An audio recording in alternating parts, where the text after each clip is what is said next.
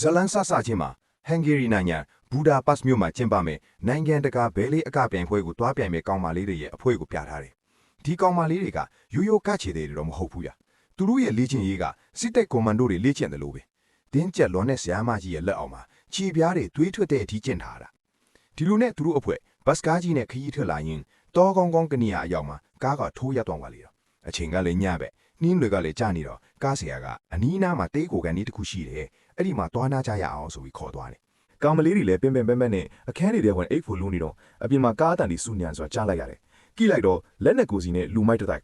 ပြဿနာကအဲ့ဒီတေးခိုကန်ကရိုးရိုးတေးခိုကန်မဟုတ်ပဲဟန်ဂေရီဒေသကန်လူမိုက်ကိုင်းကြီးရဲ့လျှို့ဝှက်စခန်းတစ်ခုဖြစ်နေလာပဲဗျ။လူမိုက်တွေကအရက်တွေတောက်စူးစူးညံ့ညံ့လုံရင်းနဲ့တေးခိုကန်ထဲမှာမိမလှလေးတွေရှိနေတာကိုရိပ်မိသွားကြတယ်။သူတို့ထင်နေတာကဒီကောင်မလေးတွေကအားနွဲတဲ့အမှုပညာရှင်လေးတွေကြောက်လန့်ပြီးတုံနေမယ်လို့ထင်နေတာ။ဒါပေမဲ့ကောင်မလေးတွေရဲ့မျက်နှာမှာကြောက်တဲ့အရေးအယောင်နည်းနည်းမှမရှိဘူး။အဲ့ဒီအစားစိတ်နှောက်ယှက်ဖြစ်သွားတဲ့မျက်နှာတွေနဲ့ကြည်နေကြတာလူမိုက်ခေါင်းဆောင်ကကောင်မလေးတယောက်ကိုအတန်းဆွဲဖတ်ဖို့လှုပ်လိုက်တဲ့အချိန်မှာပဲ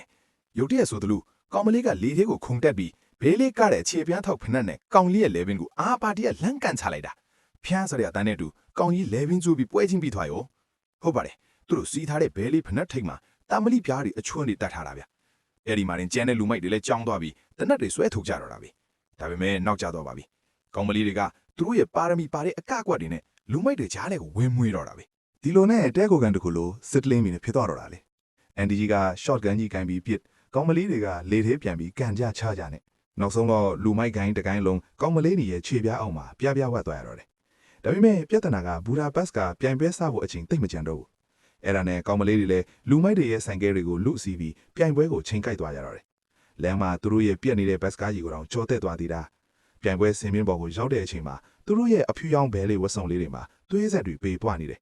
ဒါပေမဲ့ပရိသတ်တွေကအဲ့ဒါကိုဒီဇိုင်းတစ်ခုလိုထင်သွားကြတယ်